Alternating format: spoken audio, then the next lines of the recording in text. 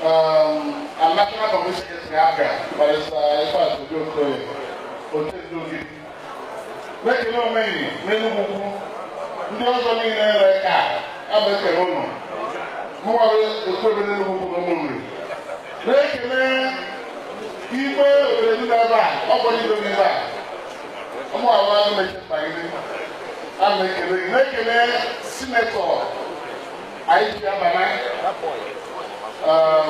ọrụ ezu n'elu ugwu ọ ga-adịrị mma na-ekele nwunye m maka na ọ dị ihu tebụl ka na-ekele ọ bụ na hapụ ihe n'ebe ọzọ ekoro n'okwu ana m ekele obi nkata ukwu maka ọrụ ma azụ nkorogo were gba gị gbakọ agbakọ na-ekele ọzọ aka DG Campaign Organization Ozema Nkwọ ana m ekele fọma chairman njikọ ọka ọ na-ekele ana m ekele okwu gị mmadụ nna ebe a na-ekele ụlọ ndị ebe a na-ekele ụlọ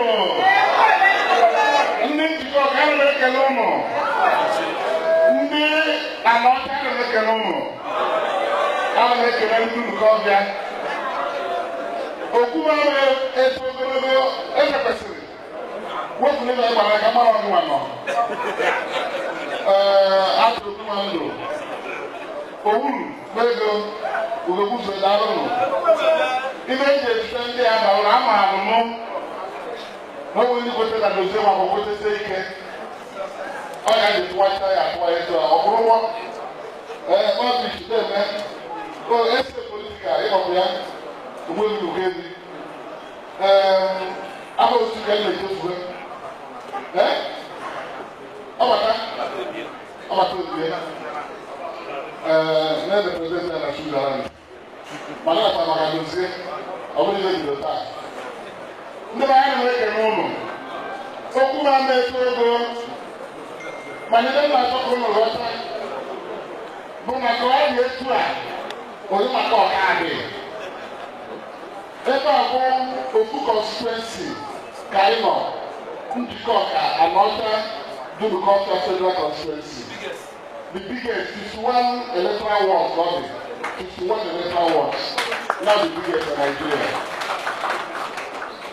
We will later when my job all on the plan every time I know come here. All I have is the all I can do. Does it? I don't can't make no need to reach it. In case Princess, I'm like a try to get this.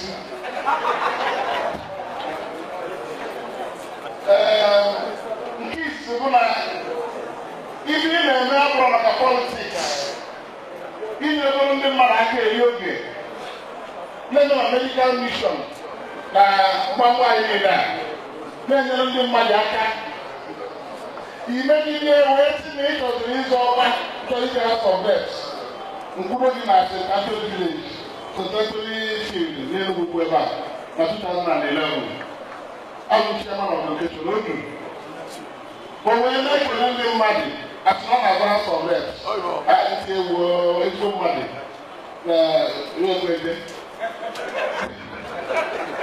We boy, I say, no one is no money, and his good works will speak for him.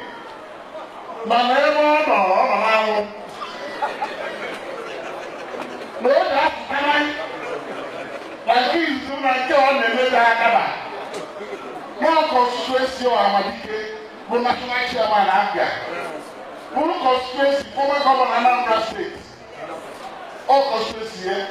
West Oya Hero, Kamaya, one more. All graduated Rock Mama. Who put on Santa, Mama Bahama, and what is the house of red. All over there. And then come out of our Tabia, instead of getting to group, we have people like this. All those men. So, no, I'm not so long for the same. Come on. Makabu is on a man in the muddle. It's on a corner in the muddle. My 18 years old, you know, you have a cousin. These are your kind of neighbor now. I can only go to Robert and now, gwara ya sị ya n'ebe a kụrụ etinye ka ọ batara ome gịnị n'odebe kịta anyị gogoro ya ka akwụsịghị akwụsị ọ rụta ịrụkwasị na-arụkwasị ị na-agbagote na eji anyị anaghịkwa ị na-adịgo anyị atọ gịnị anyị na-akpụfụga gị na-akpụfụga gị ị na-adịgo wee debata ebe ahụ a na-ekwu maka ya ọ ga-adịrị mma. The other one is that I'm very happy that OC Prestige is here. He's representing us in our North and South and the Federal House of Representatives. These are two members of the House of Representatives from Africa in this room here today. My leadership of AGA produced them four. There are four in the House of Reps. The one from Taraba, Onyendosi, OC Prestige, and Africa, Government Onyendosi, from Ayamaru and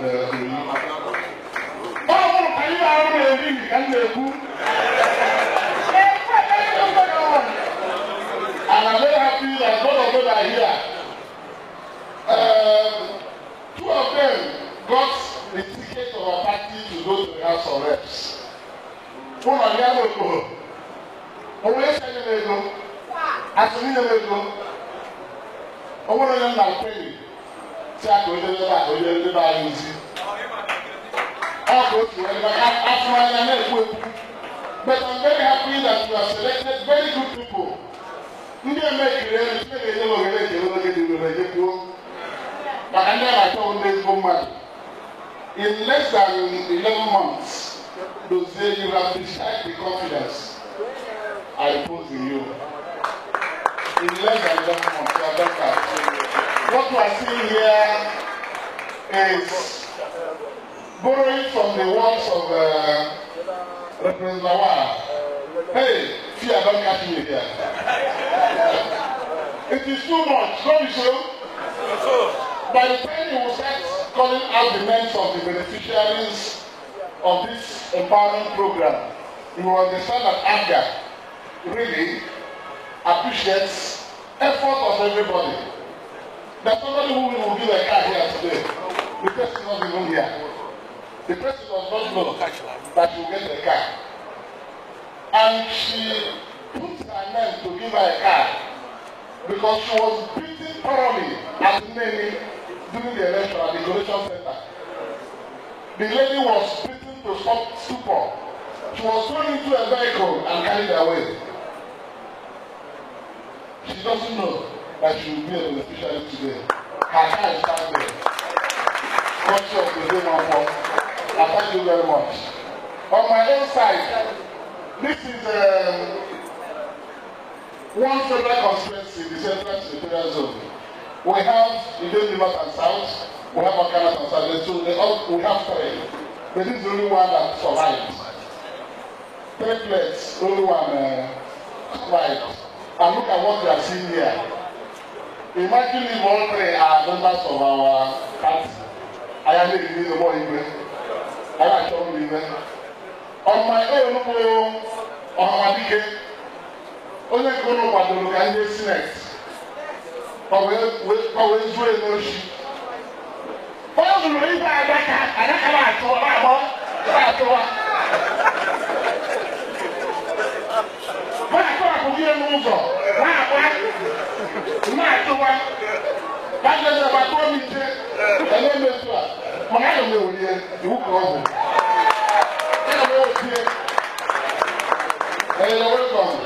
Thank you.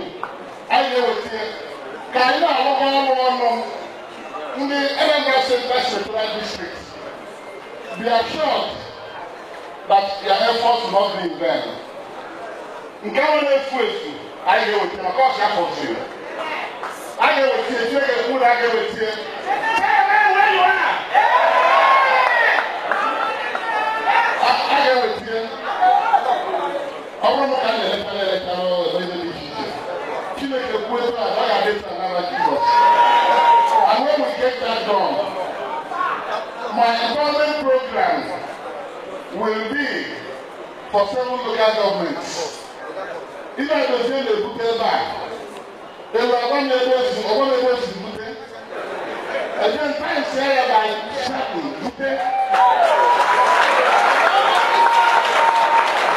Whether construction projects, money or no money, we shall continue to do empowerment in our zone. This is the champion of empowerment before coming there. So I thank you very much. And when I see you, you see Kenoro, Equany or Tutoge, maybe I be gone now, everybody now chicken, Marano. This is Kenoro, only with the time, or so good negative, okay, but what are you attacking in Labanagano? Only with the Labanagano. When you see, I'm not like guy in the Labanagano, legal near times two. No people, what I. But I want to prove you that we can hear now over my young. Now, what are you going to say? You know, I'm going to say,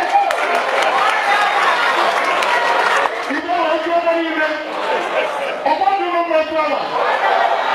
Oh, no, no, no, no, no, no, no. What are you doing, man? What's that kind of umbrella? What's wrong? I do the same man. I'm doing the wrong. Original House of Representatives, what are they about Jesus? You don't know who can go and break our ball. All the guys make our boy and them, we there. All one more for home. Or one week or another. But I don't want to go on somewhere I can. Open Makita, I'm not what to put about the head, I can't move. Oh, no, I have to when I never. We are now so I make a lot of people that go about. Video with us. Okay, then you go. So let's look at it. How do you look at I am here? Guy, fire night, you go. Only you take out a negative. I have a theory. Look one more you do the you know who I don't know about the phone. You take a minute. Only one half me and my table.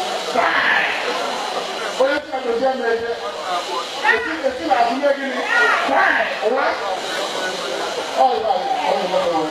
What's all I'm doing now? Thank you very much. No, eh? Even if you have to go in here, open it up and go.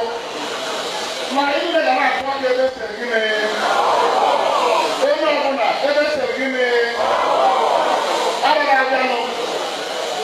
I think a member of the wall, governor. I cannot tell them what I have a here. I have a governor. I have a who. Okay, there's a concept. What is the concept? To say there's a concept. What are the concept? Governor, there's a concept. But I don't have a question.